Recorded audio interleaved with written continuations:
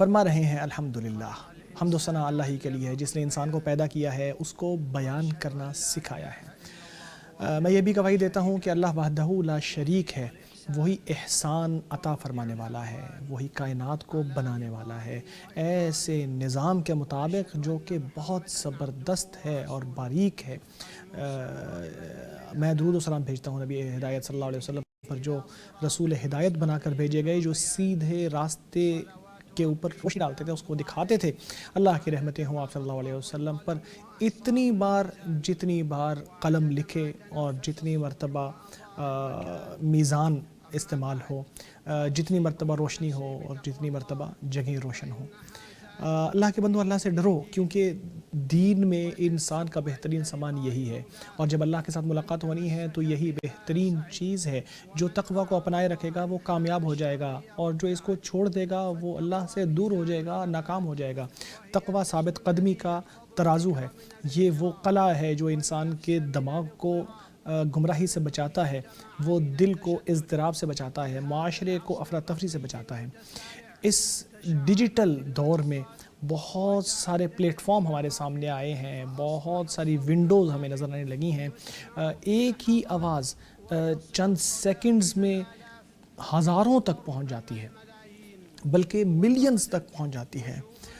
بہت سارے چہرے سامنے آئے ہیں، پرسنالٹیز سامنے آئی ہیں جو لوگوں پر اثر انداز بھی ہوتے ہیں، جو موجود رہتے ہیں اپنی اسپیشل ونڈوز کے تھرو، اپنی ٹیکنالوجی کو استعمال کرتے ہوئے، جو لوگوں میں قبول حاصل کر گئے ہیں، جن میں قبولیت کی الگ الگ وجوہات ہیں۔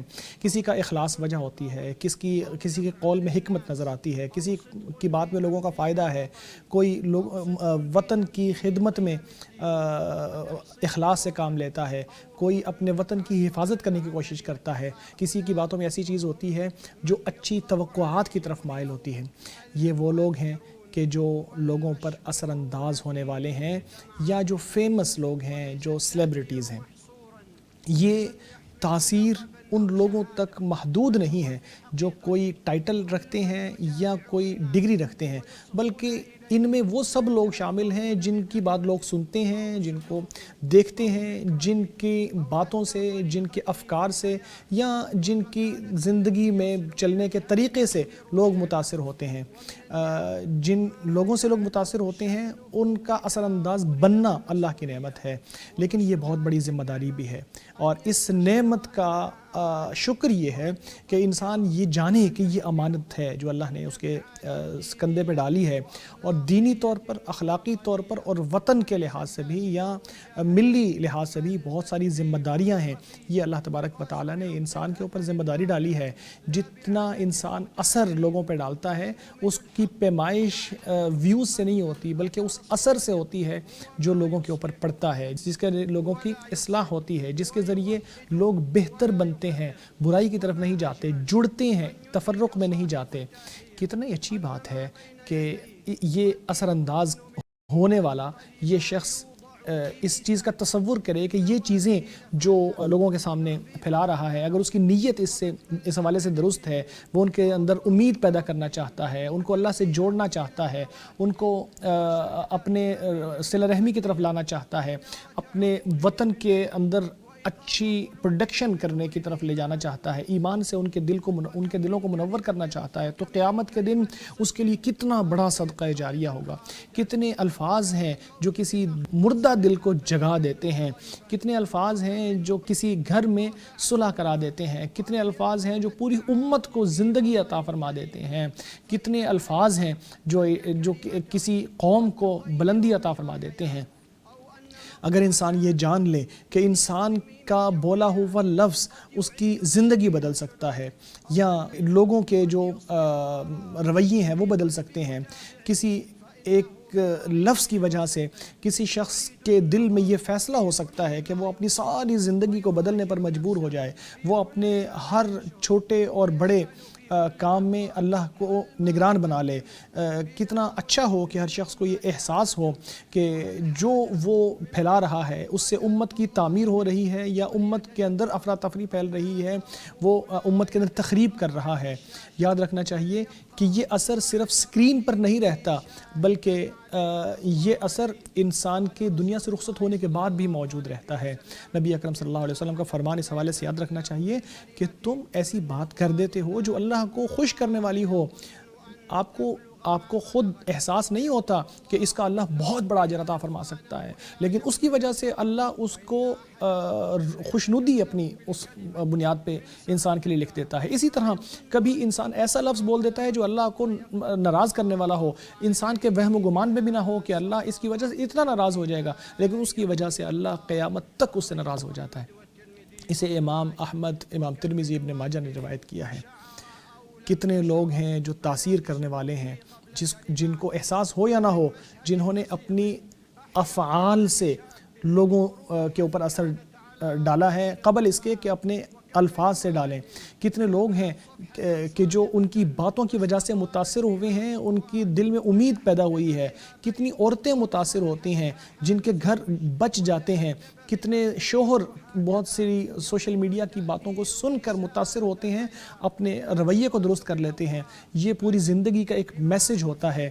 یہ ان روشنیوں سے نہیں ماپا جاتا جو ان کی طرف پھیلائی جا رہی ہوتی ہیں یا جو ان کو دیکھ رہے ہوتے ہیں، بلکہ اس اثر سے اس کی پیمائش ہونی چاہیے جو لوگوں کے اندر پیدا ہوتا ہے۔ اس لیے لوگوں کو چاہیے کہ وہ اس قابل ہوں کہ وہ سیلیبریٹی ہونے کا صحیح حق ادا کریں، اچھے کاموں کے حوالے سے لوگوں کو اپریشیٹ کرنا شروع کریں، لوگوں میں الفت پیدا کرنے کی کوشش کریں، اپنے ملک کی طرف جو تعلق ہے ملک کا اس کی طرف لوگوں کو متوجہ کرنے کی کوشش کریں۔ ایسی اچھی باتیں لوگوں میں پھیلانے کی کوشش کریں جن سے تعمیر سامنے آئے، جس میں بلندی اور بہتری سامنے آئے، ایسے لوگ سامنے آئے کہ جو اپنے جو کانٹینٹ ہے اس کے ذریعے لوگوں کو ہدایت دینے کا سبب بنے۔ یہی وہ لوگ ہیں جن کو اللہ تبارک و تعالیٰ زندگی میں قبولیت عطا فرماتا ہے اور ان کا تذکرہ دلوں میں زندہ رہتا ہے، اور پھر اس کے ساتھ اگر لوگوں کی جو تعریفیں ہیں وہ بھی شامل ہو جائیں تو اللہ تبارک و تعالیٰ فرماتا ہے جو لوگ نیک اعمال کرنے والے ہیں، ایمان رکھنے والے ہیں، اللہ لوگوں کے دلوں میں ان کی محبت پیدا کر دے گا۔ ہاں، ہمارے آج میڈیا کے میدان میں ایسے بابرکت لوگ موجود ہیں جنہوں نے اپنے پلیٹ فارمز کو ایسا بنایا ہے کہ وہ میسج ہوتا ہے جو خیر سے بھرا ہوا ہوتا ہے۔ بہت سارے پلیٹ فارمز ہیں، دین ہے، اخلاق ہے، تربیہ ہے، اپنی شناخت ہے اور امن و امان ہے، جو رحمت کا پیغام دیتے ہیں، جو ذمہ داری کا احساس رکھتے ہیں کہ انہوں نے ایک ایسی نسل تیار کرنی ہے جو اپنے دین سے محبت کرے، اپنی امت سے محبت کرے، اپنے وطن سے محبت کرے۔ اللہ تبارک و تعالیٰ کا فرمان ہے اس شخص کی بات سے بھلی بات تو کس کی ہو سکتی ہے جو نیک کام کرے اور کہے کہ میں مسلمان ہوں۔ قابل ذکر بات یہ ہے کہ جو دیکھنے والا ہے وہ بھی تاثیر میں شریک ہوتا ہے، کیونکہ جو شخص دیکھنے والا ہے وہ اس شخص کو آگے پروموٹ کرتا ہے، جو بھلائی پھیلانا چاہتا ہے اس کو مزید پھیلا رہا ہوتا ہے، وہ لوگوں کے درمیان اچھے معانی کو پھیلا رہا ہوتا ہے، ان کو بڑھا رہا ہوتا ہے، اس آواز کو بلند کرنے کی کوشش کر رہا ہوتا ہے۔ جو عقلوں کو منور کرنے والا ہے وہ نہیں جو عقلوں کو گمراہ کرنے والا ہے، ان لوگوں کو آگے کرتا ہے کہ جو لوگوں کی رہنمائی کرتے ہیں، ان لوگوں کی نہیں کہ جو لوگوں کو گمراہ کرتے ہیں۔ نبی صلی اللہ علیہ وسلم کا فرمان ہے جو نیکی کرتا ہے اس کو اس شخص کا اجر بھی ملتا ہے جو قیامت تک اس کی نیکی پر عمل کرتا رہے گا یا جس کی اس نے دلالت کی ہوگی، جس کا اس نے راستہ دکھایا ہوگا۔ میں اسی پر اکتفا کرتا ہوں، اللہ سے معافی مانگتا ہوں، آپ اسی سے معافی مانگو، معاف کرنے والا اور رحم فرمانے والا ہے۔ فرما رہے ہیں اللہ عظیم و حلیم کے لیے ہی حمد و ثنا ہے، جس کی مہربانیاں بہت زیادہ ہیں، جو لوگوں کو دین قویم پر گامزن کرنے والے ہیں۔ اللہ ہی کریم و حلیم ہے، اسی کے لیے ساری حمد و ثنا ہے۔ میں گواہی دیتا ہوں کہ محمد صلی اللہ علیہ وسلم اللہ کے بندے اور رسول ہیں، جو ہدایت دینے والے ہیں، جو دانش مند ہیں۔ اللہ کی رحمتیں اور سلامتیاں ہوں آپ صلی اللہ علیہ وسلم پر، اور یہ سلامتی تب متجدد ہو جائے جب بھی صبح سانس لے اور دن چڑھے۔ اللہ کے بندوں میں اپنے آپ کو اور آپ سب کو اللہ سے ڈرنے کی نصیحت کرتا ہوں۔ اسی میں ساری کی ساری خیر ہے۔ لوگوں پر اثر انداز ہونا ایک امانت داری ہے۔ جس کو اللہ نے یہ نعمت عطا فرمائی ہو، اس کو چاہیے کہ وہ اپنے فالوورز کو ایسا نور عطا فرمائے جس سے ہدایت ان کو مل جائے۔ امت کو ان لوگوں کی ضرورت ہے جو اچھے نمونہ بن کے دکھائیں، جو لوگوں کے دلوں میں امیدیں پیدا کریں، ثابت قدمی ان کے دلوں میں ڈالنے کی کوشش کریں۔ یہ ایک مشترکہ ذمہ داری ہے۔